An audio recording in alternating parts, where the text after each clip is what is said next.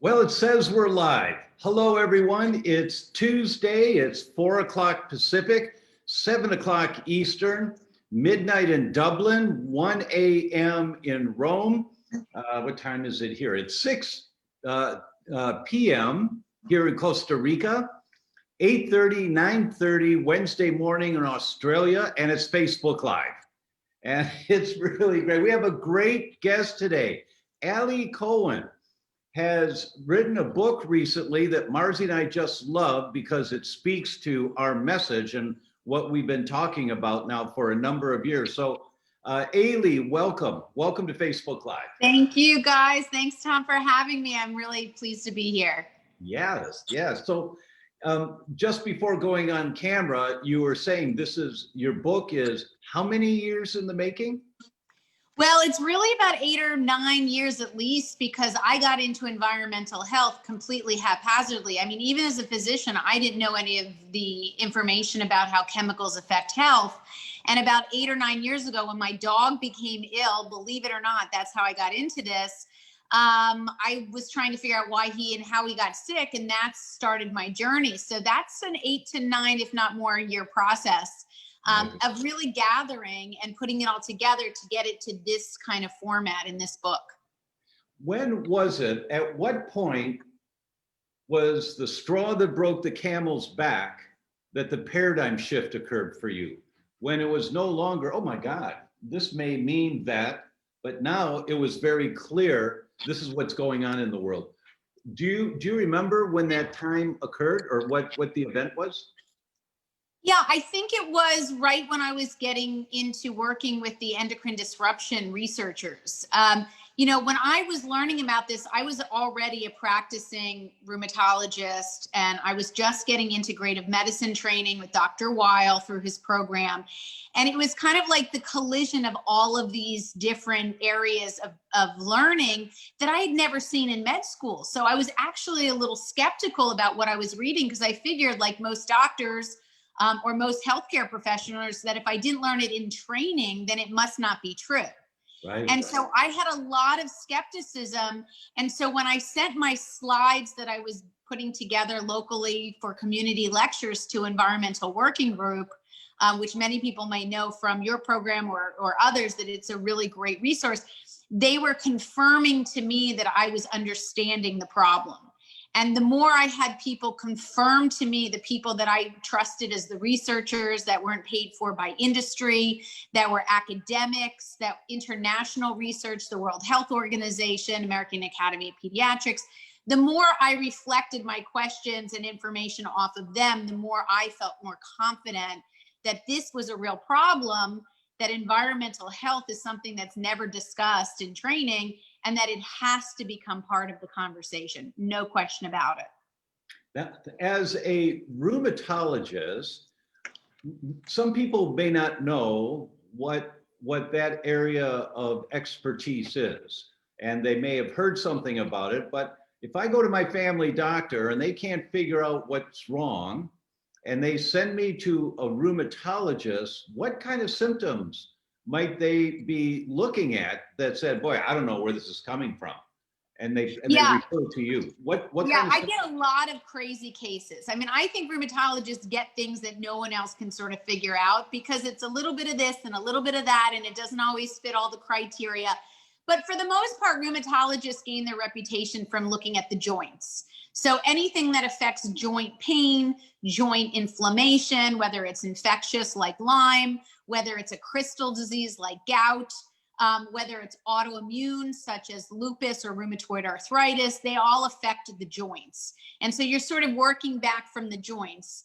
But over the years, the area of rheumatology has expanded to many more things. Again, it's not just Lyme disease, like infectious disease doctors now manage as well, but we're crossing into neurologic diseases such as neuropsychiatric lupus. So now we're getting into neurology fields.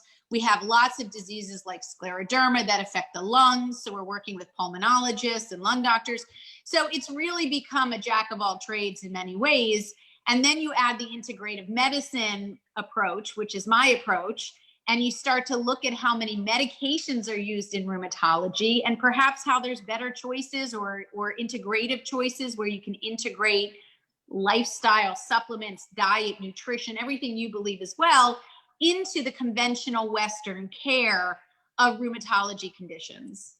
Now that sounds like the ideal doctor, heavily trained in current science, and then realizing that, wait a minute, there's also a bigger picture that I need to be looking at. Really or a set of tools, a new set of tools that you can apply to what we're conventionally trained as the only solution. You know?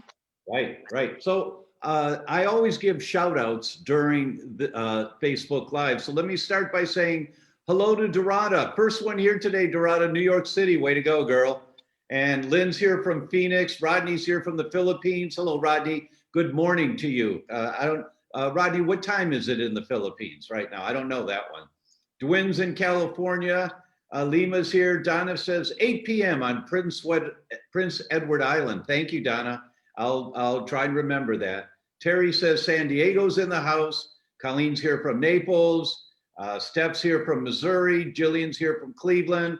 And the list goes on and on. Nancy says hello from Minnesota, and we'll get to more and more.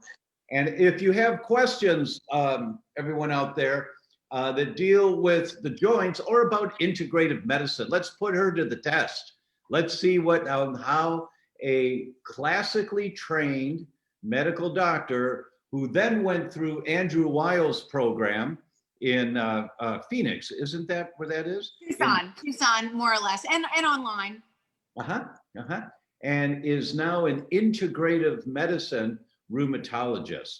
So throw your questions out, and we'll bring them up. So I remember it was January 1978. I was in my first genetics class in my medical education, and the professor came in just tickled, and he had this paper in his hand, and it was by this grad student at King's College in London named Alan Ebringer.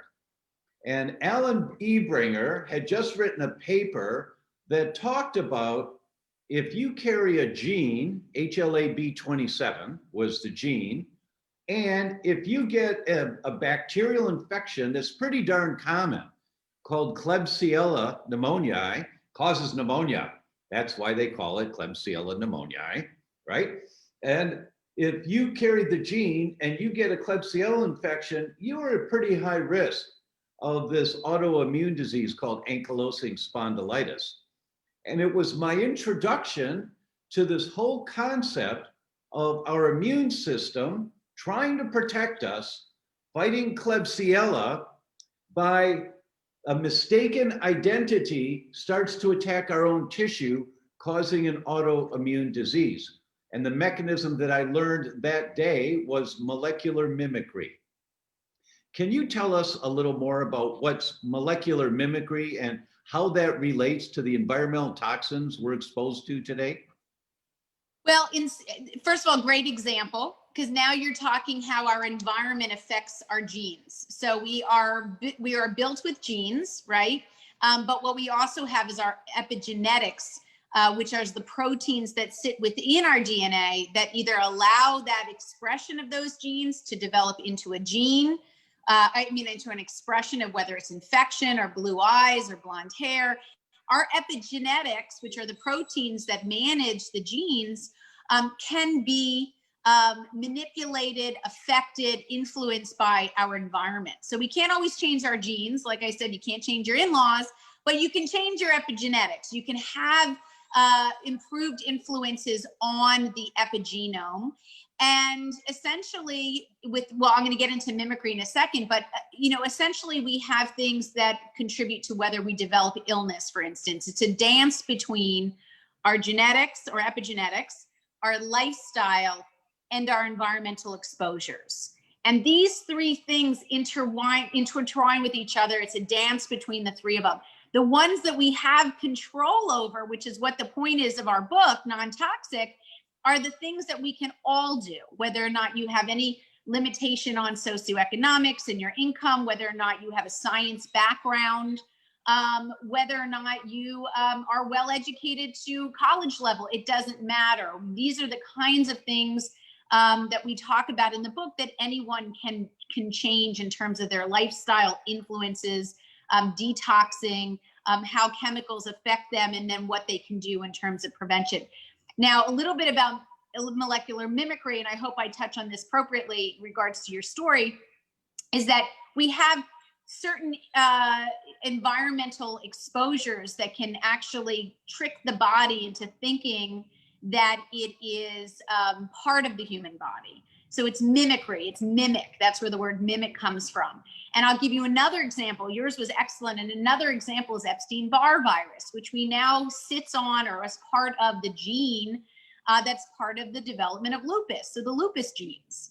And so we now know, having followed out many lupus patients who may have had an influence from an Epstein-Barr virus exposure or mono, that they're at higher risk of developing lupus because of that exposure. And so you're starting to see that, you know, we can't always control our genetics, but we may not even be able to control our infections actually, but we can certainly be well aware of those exposures and try our best to reduce them. And chemicals, lifestyle, diet, nutrition, drinking water, these are all things that we certainly can make a difference in terms of body burn and of chemicals or contaminants. So thank you, that was great. And you said, so for someone that's had mono in the past, they probably still have the virus. It's just not screaming so loud right now, but they got the virus. So if someone heard you just now and their mind said, I had mono when I was in high school, am I going to get lupus? The answer is, well, we don't know, but there certainly is a mechanism that's been identified. Right. So, well, how do I help ensure that I don't get the autoimmune disease lupus? You read her book and you read my book, because in her book, she gives so many examples of day-to-day lifestyle things that you do to set yourself up for protection, as opposed to setting yourself up for disease. So from that little intro, what are a couple examples in the book? So, you know, I think of life I look through life through anthropologic goggles, and where we should really be in terms of our environment from an anthropology perspective. You know, we've been evolved. Wait. What does that mean from an anthropology perspective? What's anthropology? I mean, there'll be so many people here say, what? What did you just say? Anthropology is the study of how humans evolved, in terms of how they evolved to have different abilities to detox, to manage stress, to utilize to adapt. And essentially, we've been evolving for millions of years into where we are now with modern day humans, when our environment has changed so dramatically, especially over the last 200 years. We now have 90,000 chemicals. Industrial and commercial chemicals in the US, for instance, that are used for everything in our cosmetics, our food, processed food, in our cleaning products, in our fabric chemicals, whether it's chemicals that we use on our couches to make them stain guard or grease proof on our food wrappers, our food packaging.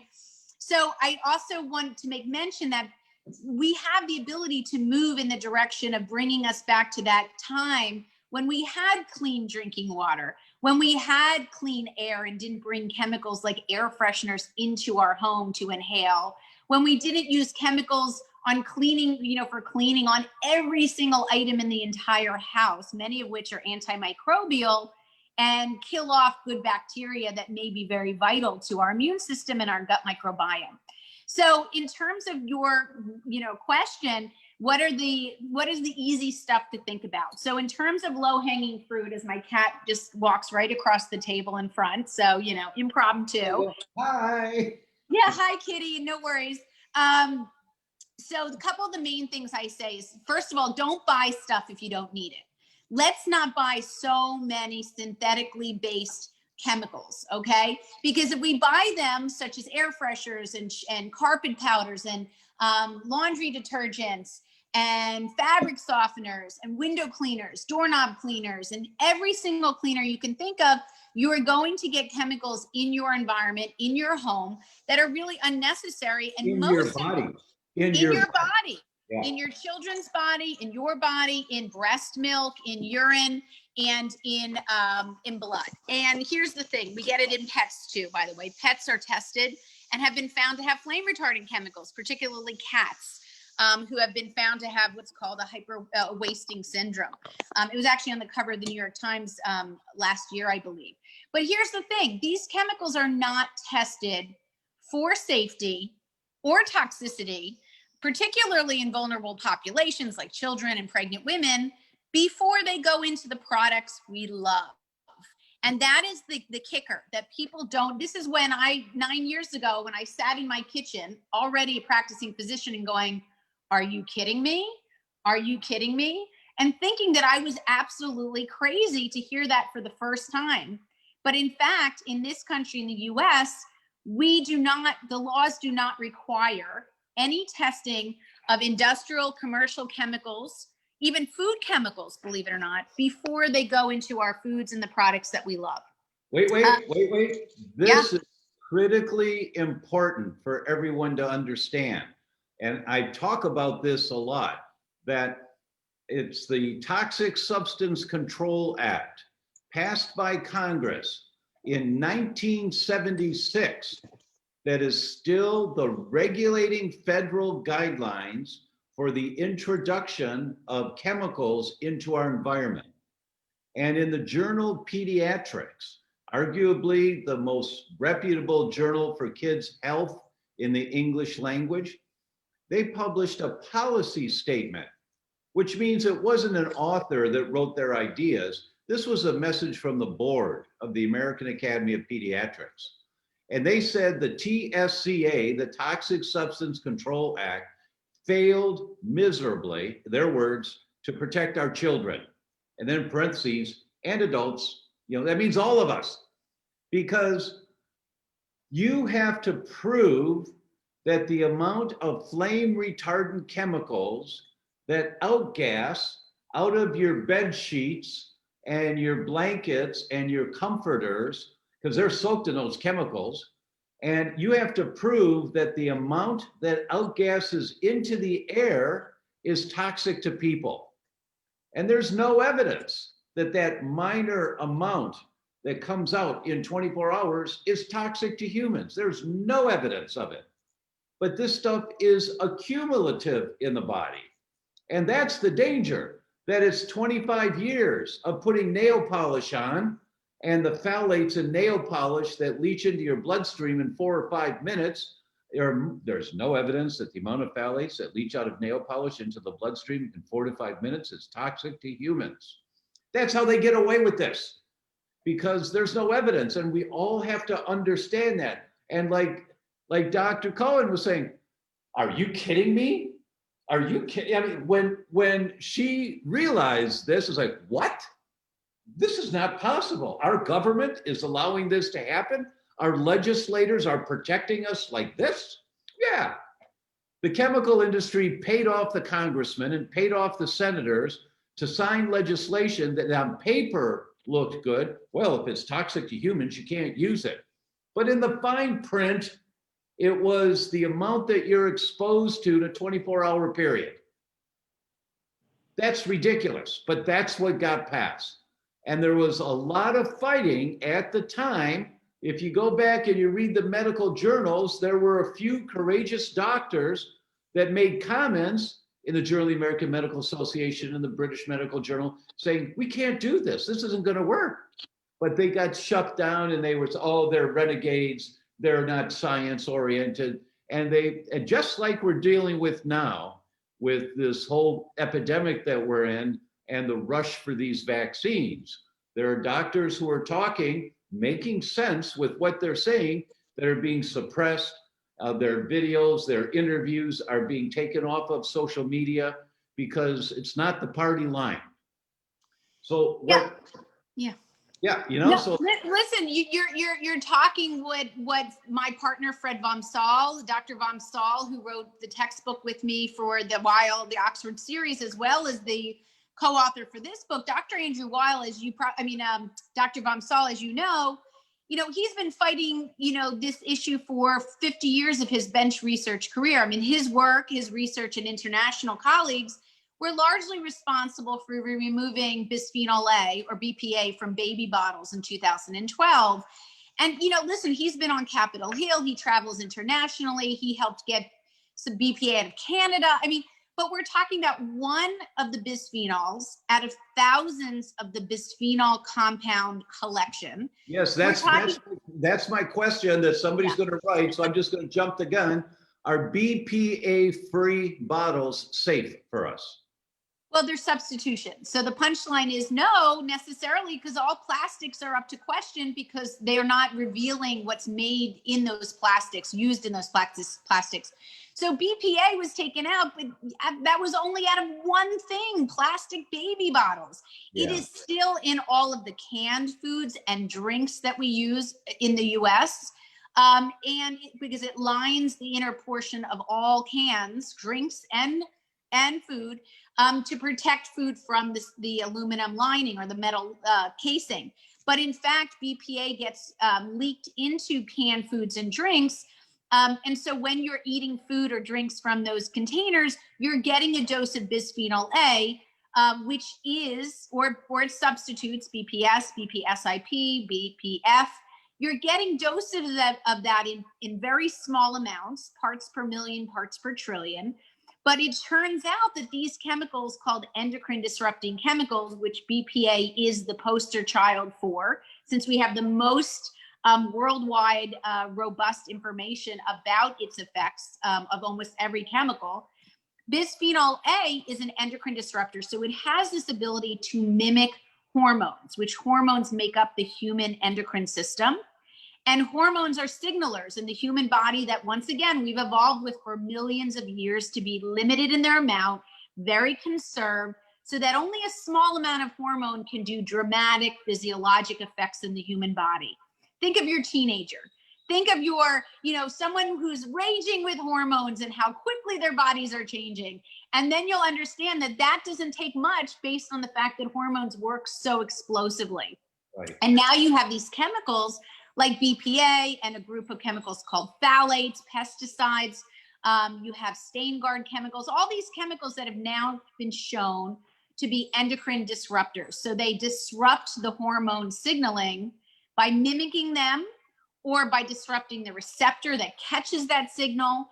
And so there's all different ways where they can intervene. Normal thyroid function, of course, that's an issue.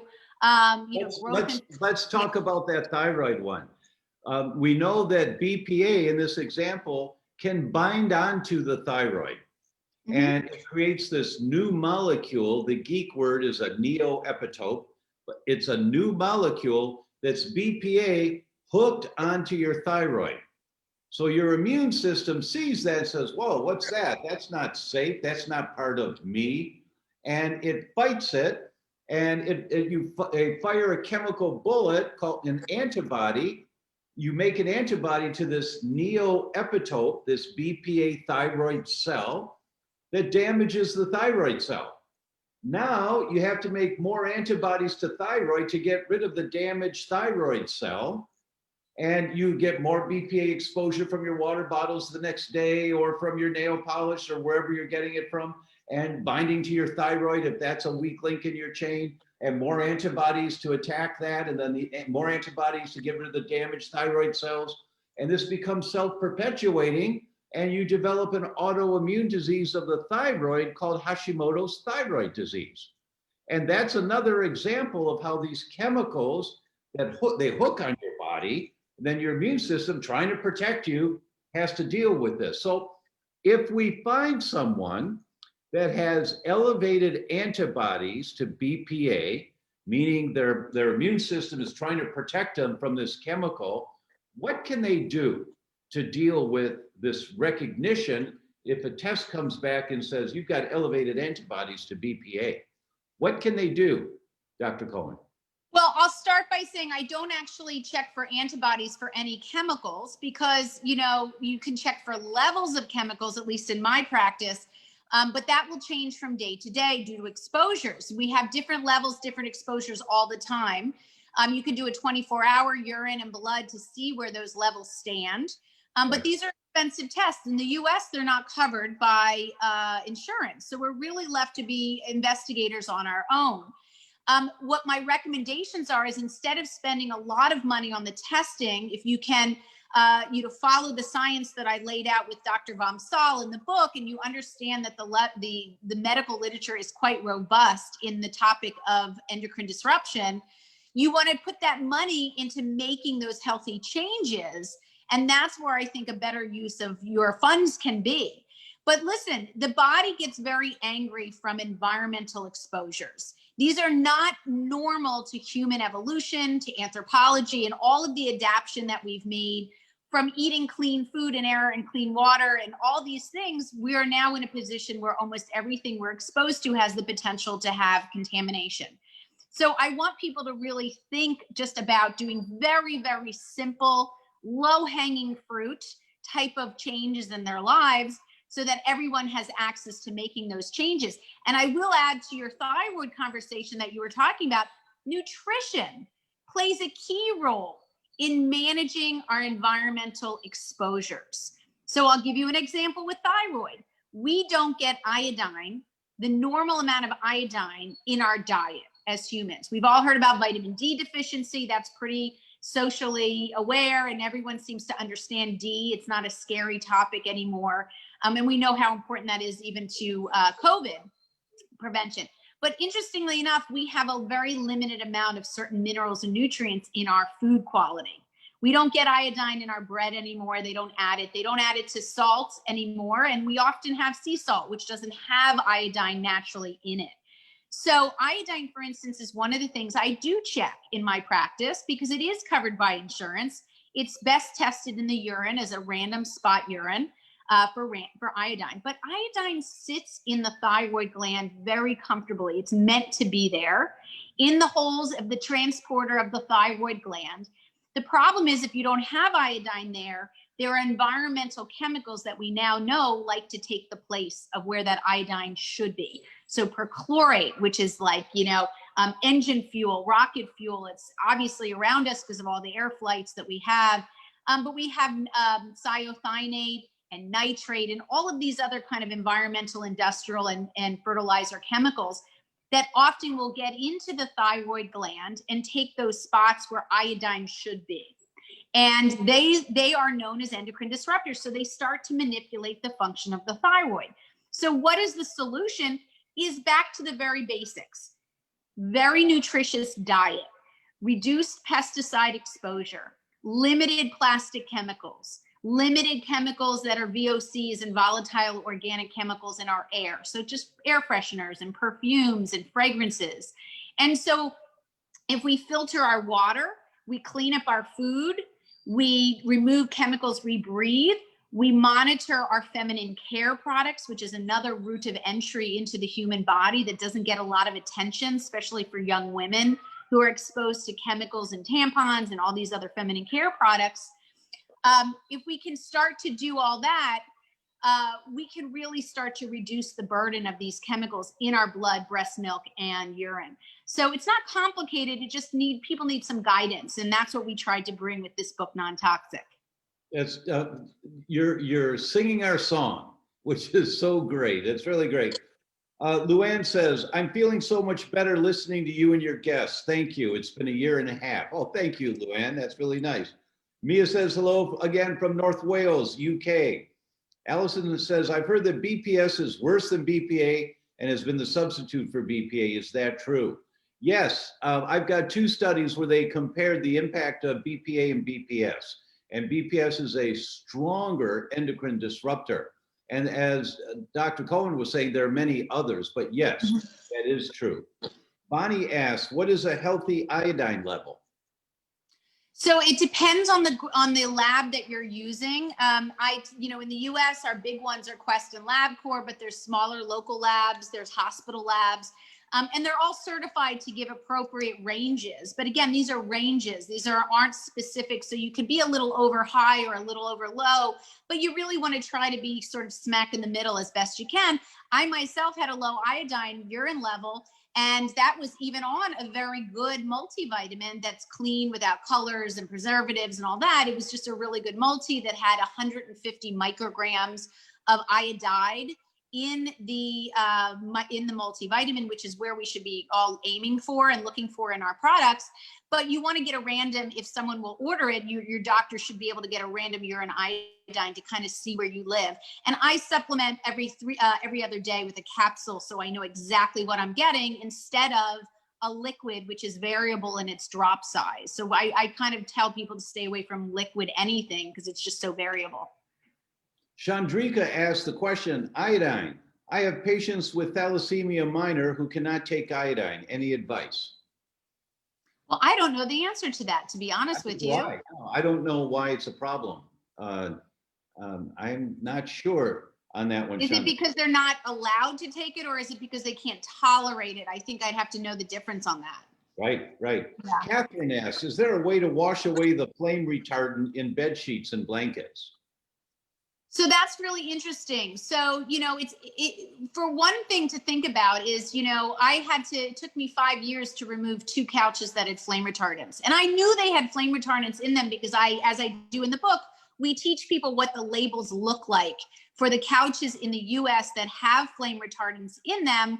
And now the TB 117-2013 label, since the legislation changed in 2013 in terms of requiring flame retardant chemicals in couches. So I want people to, first of all, know that removing a couch from your life when it's expensive is not easy for everybody. And it took me several years. I was twitching for years trying to get this thing out of my house. But in fact, we didn't want to spend the money for a couple grand for a couch. Wait. You were twitching? You had symptoms? No. I mean, not twitching. Let me clarify. Okay. I had sort of a type A twitch of, oh my God, I don't want this in my house, but I know we're not ready to get rid of this couch. So twitching in the philosophical, metaphorical way. I understand. Okay. Because you don't often, that's the thing about chemicals, is you don't often see the overt effects of them. We're talking about exposures of low levels over time. They're insidious. They build up, and they cause chronic health conditions that take years sometimes to build up, such as diabetes or obesity, or infertility, which is a big issue, whether it's developmental issues in young children, whether it's developmental issues in newborns. So these things can often build up. It's not always a rash or a fever or something that's acute and that you can see, touch, and feel. We're talking about the insidious exposure over time. So back to the flame retardant component of this, I wanted to get rid of a couch or 2. Took years because we just didn't have the money at the time. And I want people to know this is a journey. This is a journey that you must take your time doing, so you do it in a reasonable, cost-effective way. Took me 9 years to get where I'm at, and I had to piece it all together and do little steps, maybe even once a month, once a week, change out this, change out that. But it's by no means a judgmental, reading. And in terms of flame retardants, I was so happy to see products, couches that are, have no flame retardants now, that you just have to figure out who they are. We give resources as to which websites will tell you exactly that. We also give you the labels to see so that you can do it on your own. But essentially, sheets now, you can buy organic sheets at big box stores that are across this country. I don't want to give them props, but there are certainly big box stores that are in every corner of this country. And they're carrying organic sheets made with organic cotton and reputable brands. Because organic beyond food is really hard to tease out because there are no regulations on the word organic in cosmetics and personal care products. If it has one ingredient and the rest are all toxic waste, right? But for food, we do have the word organic, USDA organic, and that actually has teeth in this country. But the market is changing, and it's changing. So my question then, organic sheets, does that mean they... Organic cotton. they've used organic cotton, but then when they made the sheets with the organic cotton, did they put flame retardant chemicals in the sheets? No, flame retardants aren't typically in sheets. They're only primarily in couches and home furnishings. They're still in some baby products, and they're in many actually children's car seats, because it's managed by the transportation department in our country. But there are substitutes that have wool batting. You know, wool is a it's a flame retardant fabric anyway, which is wool or wool batting. So that's often used in furniture, and still called flame retardant, but doesn't have the chemicals. And again, that's, you know, we describe that very carefully in the book as well. Leah asked the question, hi, would just eliminating gluten, dairy, and sugar help with arthritis in the knee? And Leah, I'll just say anything you do that reduces inflammation, when you reduce the triggers of inflammation, will be helpful. But Dr. Cohen, how would you answer that question? So the answer to that question is it cannot hurt. And in fact, you know, I have seen so many people do wonderful things with their pain and their inflammation by changing their diet.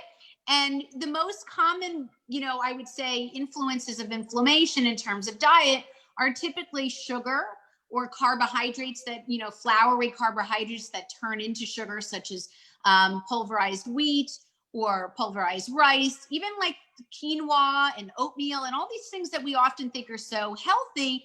They actually are high in starchy carbs, and they will turn into sugar. So I try to get people a little bit away from carbs, but certainly gluten has no nutritional value in the human body. It just has no function. And if anything, it just causes inflammation, particularly in the gut lining. And it doesn't have to be so overt. It's often very subtle. We've seen this in farm animals. We're also seeing this in humans. And so really, because it's not so hard to find gluten-free products most places, and it's pretty pervasive now to find gluten-free on a menu, it's really something I do encourage people to consider. You don't often test for celiac when you get a blood test, so don't let that confuse you. But you can decide whether it's good for your body often by just understanding whether it gives you trouble. And listening to your body's symptoms are very, very important. It's data. You know, how you feel when you eat food is data, and that's personalized to you. And I think that when people start doing elimination diets, they start to really pick out what helps their body and what really harms their body. So it's an easy type of thing to do in addition to whatever else we're testing for or treating. But diet is critical to anything rheumatologic, but I think to all human health, really. I'll agree with you on almost all. I'm going to make a clarification about wheat, and that is that wheat makes up 78 to 80% of the prebiotics in the Western diet. And it's the arabinoxylans in wheat. That's a geeky term for a part of wheat. It's the food to feed our good bacteria in our gut. And when you go on a gluten-free diet, which may be the right thing to do, and usually is, our rule is test, don't guess, just do the right tests. But if you go on a gluten-free diet, you take away 78% of the prebiotic that the good guys in your gut have depended upon for food. But fiber. You're talking about the fiber, right? The prebiotic fibers, which I think you can often substitute from other foods, but you're right. Right. You're right too. Yeah, you have to. You cannot go on a gluten-free diet eating gluten-free crap. You can't do that. The gluten-free breads, the gluten-free pastas are not healthy. They are not healthy. But, you know, I had gluten-free pasta 3 nights ago. Who cares? It's the first time in 2 or 3 weeks that I've had anything like that, right? So who cares? That my diet, thanks to my wife, every day is full of root vegetables. Every day we have at least 1 root vegetable and a couple of other prebiotics. I think everyone should go to Google and type in list of prebiotic foods. And or you can get it from the book. We have lists of prebiotic and probiotic foods that are just whole there foods. you go. There you go. So get this book. Yeah. Yeah, get this book. Yeah, we're on the same page. It's absolutely that you don't want to take a gluten-free product that's marketed well and know that it's filled with junk and high in sugar, often as a substitute for whatever gluten they took out of it. You want whole vegetables and produce that's pesticide-free if you're going to take gluten out of your diet. Absolutely. Yes, that's right. That's right. Debbie asked the question, have you treated multiple chemical sensitivities? Yes. In fact, there's not many doctors that either know what it is or actually know how to handle patients that have it. And they often think patients are crazy. So I see a lot of that. You know, when you dumb down your exposure to chemicals, and I would almost say that people who really take chemicals out of their lives almost become MCS in a sense, because you dumb down that exposure. It's kind of like when you get rid of sugar, you start to taste things as being, you know, things with sugar as being like yuck, because it's just overwhelms your senses. When I walk into a big box store that, you know, a computer store like a Staples or CompUSA or something like that, with lots of really strong chemicals in the printing section, I am overwhelmed. And I'm overwhelmed because my home has now gotten to the point where we really have limited chemicals as much as we can get away with.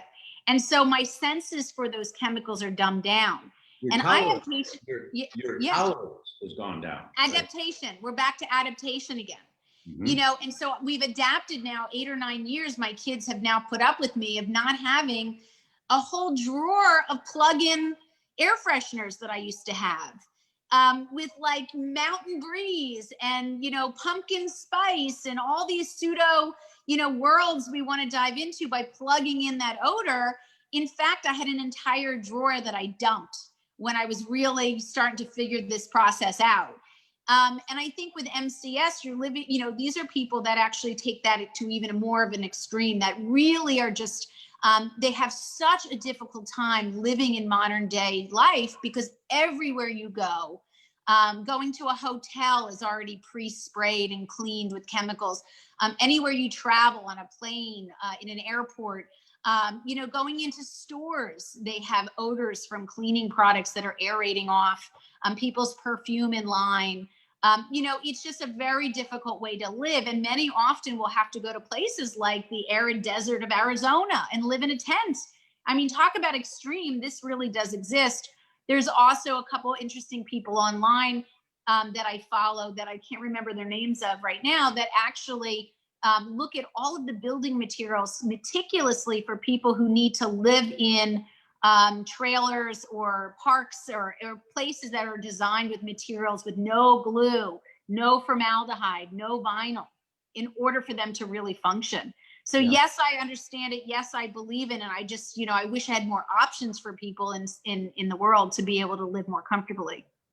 Yeah, agreed. Are there any different markers of lupus that someone could spot early on to help reverse it before it becomes full blown? That's a great question. I think the criteria for lupus, you know, it's Western criteria.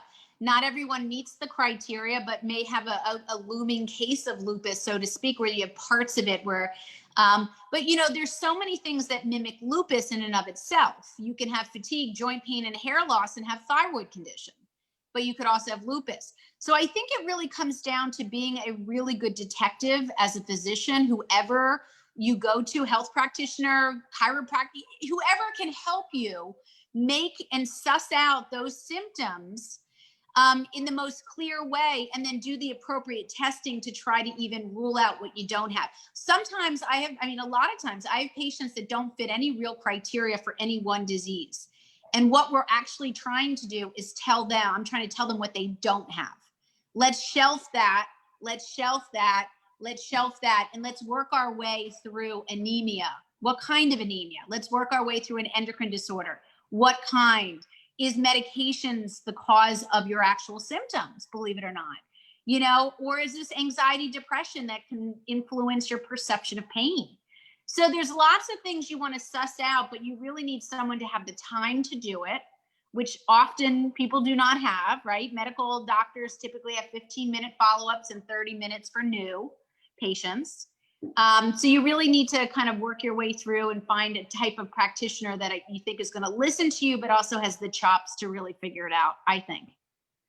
Great answer, great answer. And there was a study that was a paradigm shift in the world of predictive autoimmunity. It was Melissa Arbuckle in 2003. She published in the New England Journal of Medicine. She went to the VA and she looked for people with lupus. Mm-hmm. And in this one VA center, there was 132 people with lupus. If they're at a VA center, they're veterans. If they're veterans, they were in the armed forces. If they were in the armed forces, they had their blood drawn many times over the years in the armed forces. When they were healthy in the Navy or healthy in the Air Force. And what most of us don't know is the government's been saving and freezing almost all of that blood since 1978. So Dr. Arbuckle went back and asked for permission to look at the frozen blood of the currently diagnosed lupus patients when they were healthy in the Air Force or the Marines. And she got permission, and she found that every single lupus patient had elevated antibodies. There are 7 antibodies in lupus. Every single one of the antibodies were elevated at least 5 years before they ever had a symptom. And some of them went 11 years, 12 years before they ever had a symptom. So for someone who's concerned about lupus, one of the things, if it's in your family history or for some other reason this question came in, one of the things you can do is get a blood test done and look at the antibodies to lupus. Just see if they're elevated, something's going on here. There may not be enough tissue destroyed to produce the symptoms to qualify as a diagnosis, but something's going on. So that's a great answer. And I don't know the study specifically, but I wonder if that's the one that talked about the crescendo of autoimmunity, because that came out maybe a little bit later, where, you know, there is this way, like you said, there's certain populations that have great sets of data, great sets of of information. And there is this question of crescendo of autoimmunity, where it's not just even a little bit of autoimmunity, it starts to build. It's a crescendo over time. I will tell you that they're now using exactly what you just said in the pharma industry to try to put people on medications before they're even clinically showing symptoms. And I think it's crazy because we don't know if our lifestyle can change that outcome, whether or not there is a clinical or an effect from those antibodies, whether or not you're going to develop actual physical disease. But there's a push to start people with family histories of rheumatoid arthritis on drugs like methotrexate, which I use regularly, but certainly for people who need it, not in a preemptive way to put them on medicine just in case they develop rheumatoid arthritis. So I'm very horrified actually by some of the stuff that is going on. And, people come to me with autoantibodies and markers all the time in tears, or they think they were told they had lupus because they have a low ANA level. You don't order tests unless you can adequately explain them, first of all, and leaving people in trouble, believing that they have having an autoimmune disease. I hope I'm back. Believing they have an autoimmune disease that they may not have or may not even come to fruition is something that upsets me as a rheumatologist, because I think it's really upsetting for people. And also knowing that you have control over an autoimmune disease. It is not an end sentence. As you know, we can take an autoimmune disease and quiet it down. We can put it in remission, similar to a cancer. How do you put an autoimmune disease in remission? That's a $1 million question. Yeah, $1 million question, short answer, fix the gut microbiome, clean up your drinking water with filtration, and there's very cost-effective filtration systems. We have a whole chapter on drinking water since this is such a big beef for me. Clean up your food, get rid of pesticides that wipe out the bacteria that are good guys, the chlorinated drinking water that wipes out the good guys, the managed stress that wipes out the good guys, changes the acidity, the pH. Get good sleep. Sleep is critical to the human body's ability to heal itself, to manage immune flares. So all of the basics that most people have instinctively that know is good for them is what I try to get people to do that in a reasonable way. And that is the answer because it works on Yes, a lot of people. we are singing the same song. And that's right. That's been our message for years. Yeah. And when you approach it that way, often the level of those elevated antibodies starts to come down. Your immune system calms down because Correct. you're not treating the autoimmune disease, you're treating the body that has an inflamed condition going on. And so what do? You're reducing throwing gasoline on the fire. Correct. And so the inflammation comes down, you feel better, the antibodies come down. So Catherine has a question. So glad to have you join us, Dr. Aly. Appreciate your thoughts on why one might develop actin, smooth muscle antibodies, but have ALT and AST levels within the lab range, but slightly high for functional range. Might this be the prodromal stage for autoimmune hepatitis? That's a tough question because I don't know this patient. So this person. So I really limit myself in terms of what I can share without a formal consultation. But, we have markers that get released all the time. I'll give you an example. I don't know if I'm directly answering this, but say, for instance, rheumatoid factor. People often get rheumatoid factor when they have joint pain. That's a pretty reasonable test that a primary care doctor or a nurse practitioner or someone can order. Now, the issue is if you don't understand the test, again, you shouldn't be ordering it. So rheumatoid factor comes from the liver. It does not come from the joints. And the reason that's important is that anything that you have in your history that pissed off your liver, think about college and drinking, or think about hepatitis A from that bad seafood meal of clams or mussels, or even hepatitis B and C from the tattoo parlor or something. Anything that might have irritated that liver will squeeze out a rheumatoid factor in the bloodstream. And I have patients that come to me that have never been checked for hepatitis A, B, and C. They've been told they have rheumatoid. They're on these crazy medications. And when I look back and I start to figure out what their history is in terms of their infection risk or, anything that they may have had that really put them into some liver issues, even an ultrasound sometimes for fatty liver, I realized that they never had rheumatoid to begin with. It was a red herring. It was a false positive. And so the reason I mention that is because people squeeze out all these antibodies often and not always consistently. And I think what you need is more than one piece of data. And maybe that's the case with this person. Maybe they've had multiple levels that have been tested over a period of time. But all I would say is, what would you do to save your liver, to keep your liver healthy? Well, you'd limit alcohol. You would limit any pesticides and toxins and chemicals that go through the liver to be detoxified, stage 2 conjugation. You would want to really take good care of your liver. And, you'd watch the Tylenol, you'd watch all the things that irritate the liver, and anti-inflammatories, conventional medicines that are taken as needed, but people often are taking, So I think we really just want to start by thinking, look, if your liver function tests are normal and you're squeezing out, anti-actin antibodies or any other antibodies from the liver, because there are many of them, you want to just keep following them and maybe go to a hepatologist who's a gastroenterologist who specializes in hepatitis, and see if there's someone who can actually give some meaning to those lab values that makes sense. But all the while, quieting your immune system, protecting your liver, and doing what instinctively makes sense. Great answer. Great answer.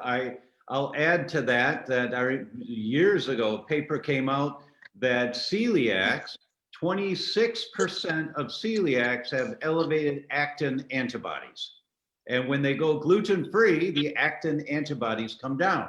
So you just want to check, where is the inflammation coming from? Why is your immune system making these antibodies? So there are many, many different triggers that could be the cause of that.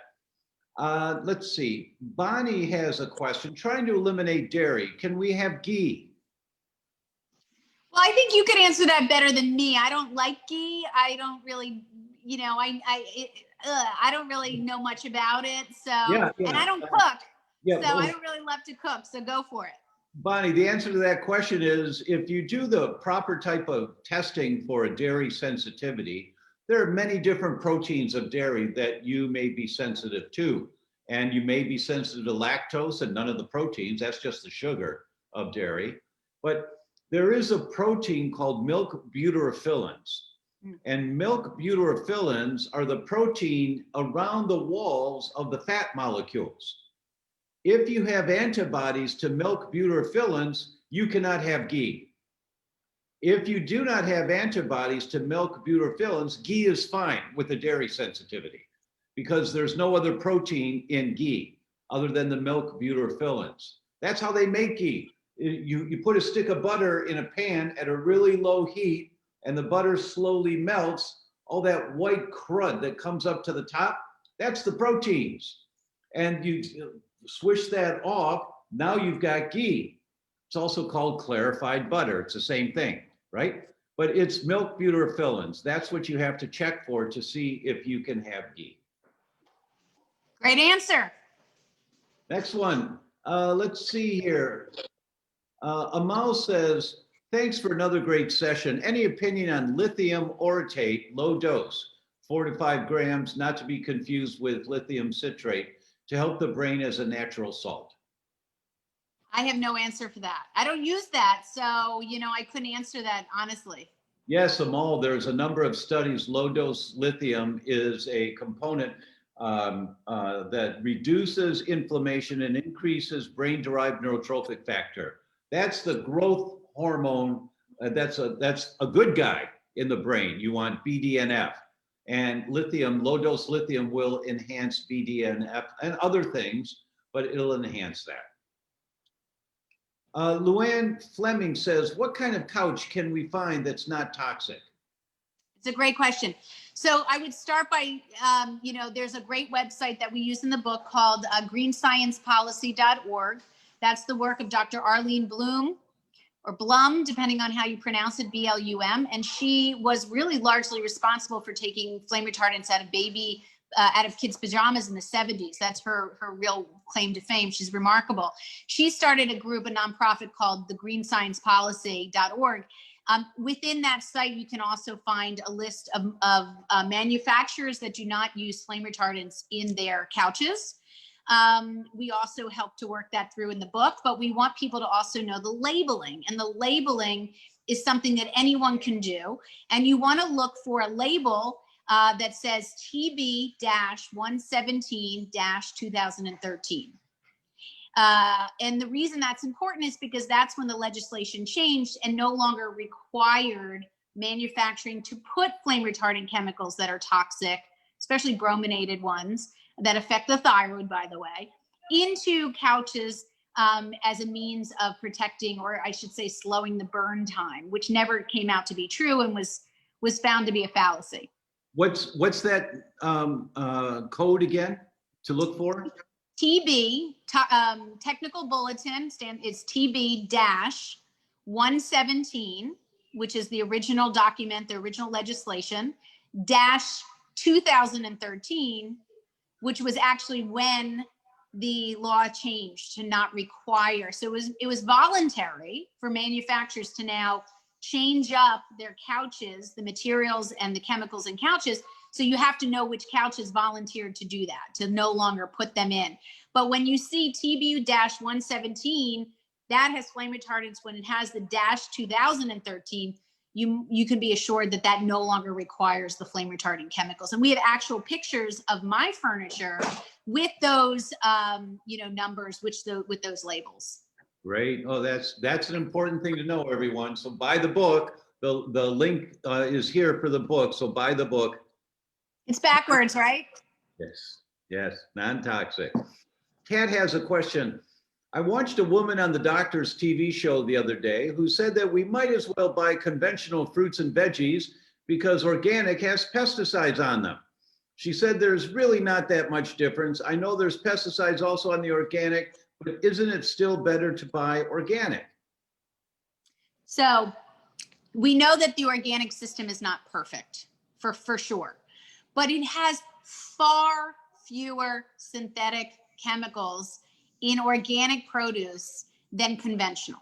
Right. Now, that being said, We can also find conventional produce through the Dirty Dozen Clean 15 list through Environmental Working Group, which we have in the book.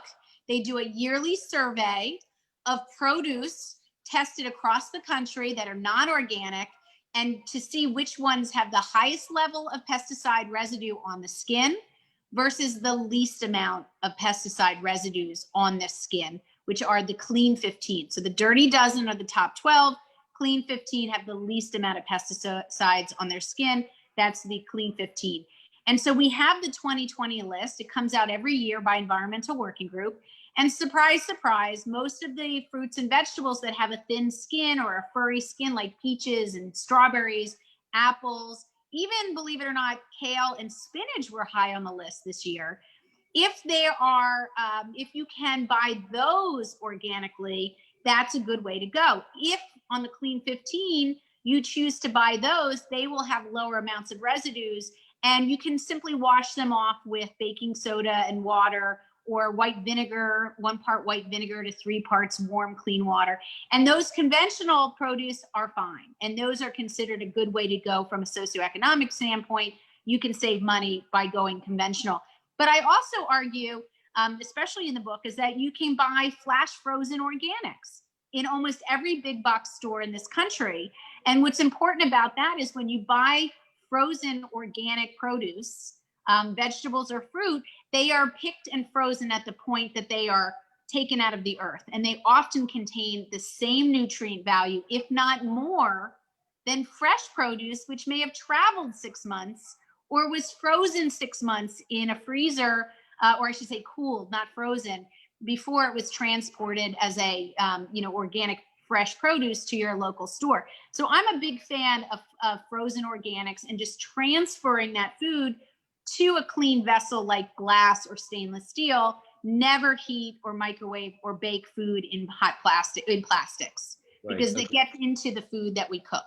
Really great answer. Really great answer. And Kat, we also had my friend Stephen Ezel on a number of months ago, and he has a company, My Green Fills, and we'll put the link here. It's on our website, but we'll put the link here for you, because Stephen makes non-toxic dishwashing soap, non-toxic laundry detergent, non-toxic glass cleaner. And he's done it in such a way that the first time you order the laundry detergent, he sends you the laundry detergent like every other one, the plastic jug thing. But then the refills, they send you just this disposable bag that breaks down that you fill up the plastic jug with. So you're only using one plastic jug ever. And it reduces, I forget how many millions of pounds of plastic he saved in the last 5 years. It was startling in terms of people buying the products because they're really good products. He also has a fruit and vegetable cleaner. You put some drops in water, you buy your conventional broccoli. If you can't get organic broccoli, you bring it home, you dip it in there, and then just let it dry off a little bit. And he showed the studies, it reduces over 90% of the wax and the pesticides on the fruit or vegetable just by dipping it in this cleaner stuff. So if you can't get organic and you're buying conventional, this is a way, or with the white vinegar that you talked about, that you can clean your vegetables to reduce the amount of pesticides. Yeah. The important thing is that you're thinking about this. You're thinking about, how do I reduce the amount of pesticides in the food I feed my family? That's great. That's the big deal. And this doctor on the show, or a woman on the doctor's TV show, says, oh, it doesn't matter. Just eat the regular stuff because there's going to be pesticides on the organic. What kind of logic is that? So, there may be 2% toxic chemicals in the organic somehow, whereas the conventional will have 26% toxic. And I'm making the numbers up, but that's. Yeah, I mean, and also, organic also means not genetically modified in terms of the ingredients. We also know with organic that, the seeds are often matched to the herbicide like glyphosate, which is still not off our market in this country, which I think it's moving in that direction. It was just banned from Mexico. It's gonna possibly get banned in Europe. It's been banned from parks around the country, but we still have it in our food system. And, food that is conventionally grown that has multiple layers and sprayings of glyphosate, that is not allowed in organic produce. So, we all know glyphosate is a possible carcinogen. We know that it's been linked to major cases of lymphomas, major payouts. And, there is legitimate evidence that it's a pretty toxic substance. But on most conventional, at least 90%, 96% of soy and corn in this country and the derivatives of those, products, we know that there can be glyphosate, and they're finding it in processed foods now, in beers, in certain things that we love.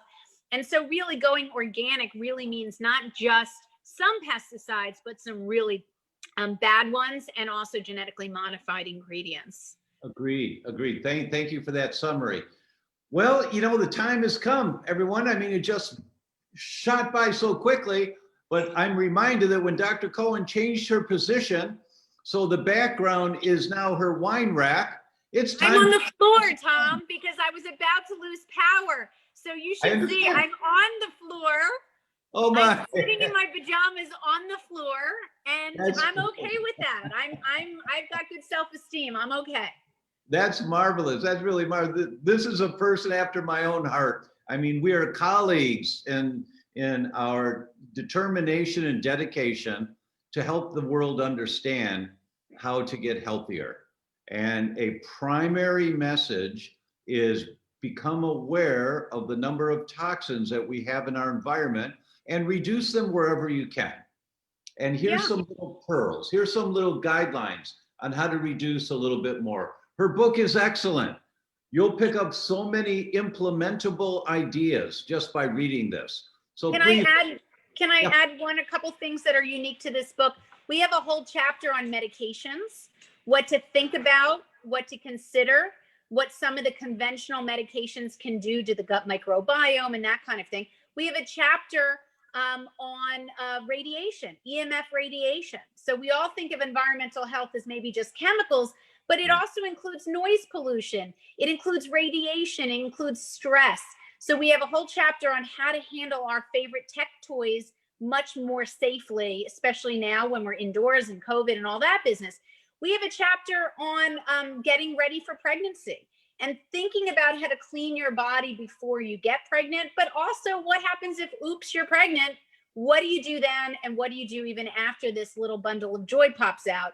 You want to know every stage where you can influence the exposures to that child. And so, there's a lot. We talk about vaping, we talk about soccer turf, things that affect my own sons. They're soccer and lacrosse players. So how do I manage synthetic turf? And I talk about that. So it's a lot of stuff for parents, but it's also a lot for anyone who just wants to start in this journey, doesn't want to be overwhelmed, doesn't want to be scared or resistant. And you do it at your own pace. And that's why we named it a guidebook. So you can dive in at your own pace that makes sense to you. And I think that's an important message. Very important. So listen, everyone, listen. You've just gotten an hour of Dr. Cohen's time and my time. Spend $15, go to Amazon and buy the book. Do it now to help support her. This is a doctor in the trenches of day-to-day practice who's trying to sing the song, a bigger picture of why her people are coming into her sick. Spend $15. Please. So that's really sweet. I feel bad. I'm almost going to buy it again for myself on Amazon. But I'm trying to get this into high schools nationally as a curriculum. I'm trying to get this in colleges. I'm really trying to fight the fight. I have a day job. I have nothing behind the scenes to make money. There's no endorsements. There's no branding. I promise it's legit. And that's the way I wanted to do this. Yeah. And so really, you're not making me money. You're making maybe Oxford money, but you're going to learn a lot. And, that's the goal, is to teach others, teach people around you, and let this information go into schools and get it anywhere you can, because it's really robust in its information, but it's also filled with what to do, which I think has been missing from the market. So thank you so much, Dr. Cohen. This woman needs to be supported. She needs to know that there are thousands of people that are on board supporting her. So buy the book and write a review on Amazon for the book. It'll take you 10 minutes. But if everyone does that, the momentum, Amazon says, whoa, look at this. And then they make her book more visible to more people. And So, one more thing, I have a platform that I teach, environmental topics, air quality, water quality, baby. It's called The Smart Human on Facebook, on Twitter, and on Instagram, and thesmarthuman.com. Again, don't sell books sell endorsements or brands, but it's literally nuggets of environmental health topics, Monday, Wednesday, Friday. So that is actually how I get great grants to teach, is those numbers going up. So if people want to get a little bit here and there of good information, that's just a really good way to follow. Marvelous. Well, Dr. Cohen, thank you so much. Thank you for all your work and what you do. And all right, everyone, we'll see you next week, same time, same place. Thanks, Tom. I appreciate the time and the platform. Appreciate it.